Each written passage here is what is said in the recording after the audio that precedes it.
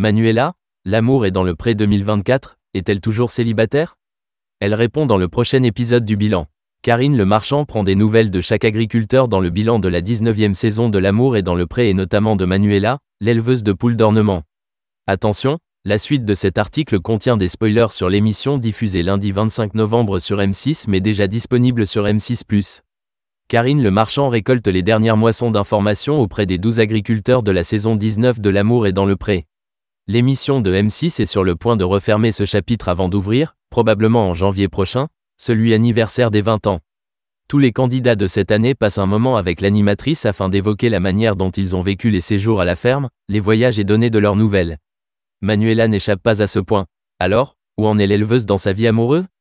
Attention, la suite de l'article contient des spoilers de la première partie du bilan diffusé le 25 novembre prochain sur M6, mais à découvrir dès à présent sur la plateforme M6+.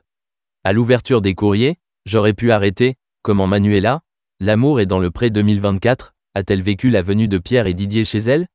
Je n'ai rien à dire. L'un comme l'autre était adorable, se souvient Manuela. Installée sur une terrasse extérieure, elle repasse les étapes de son parcours dans l'amour et dans le pré dans sa mémoire. Tout a commencé avec 6 ou 7 lettres reçues chez elle. Honnêtement, à l'ouverture des courriers, j'aurais pu arrêter. J'ai continué parce que je trouvais les gars courageux d'avoir écrit parce que ce n'est pas facile, explique-t-elle à Karine Le Marchand.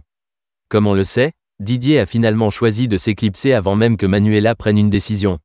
Même si Pierre semblait avoir de nombreuses qualités, la magie n'a pas opéré entre eux. Lui aussi s'en est allé au terme des 5 jours à la ferme. C'est une jolie aventure, Manuela, ADP 2024, se confie quelques semaines après la fin du séjour à la ferme. Elles n'étaient que 2 femmes cette année dans le casting de L'amour et dans le pré, Manuela et Karel. Toutes les deux ont connu un séjour à la ferme assez similaire, un départ précipité du premier prétendant, un second qui aurait pu être le bon mais ne s'est pas avéré celui qu'il leur fallait.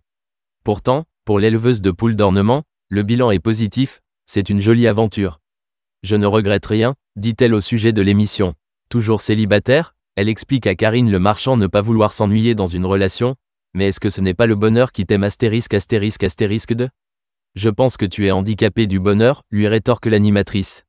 Malgré tout, l'agricultrice est toujours partante pour que des hommes lui écrivent. Je n'ai pas l'impression de demander la mer à boire en disant en effet que je veux quelqu'un de gentil et d'agréable mais quelqu'un d'un peu pétillant, avec qui je peux partager des trucs. Alors, messieurs, à vos stylos si la solaire Manuela vous a séduit.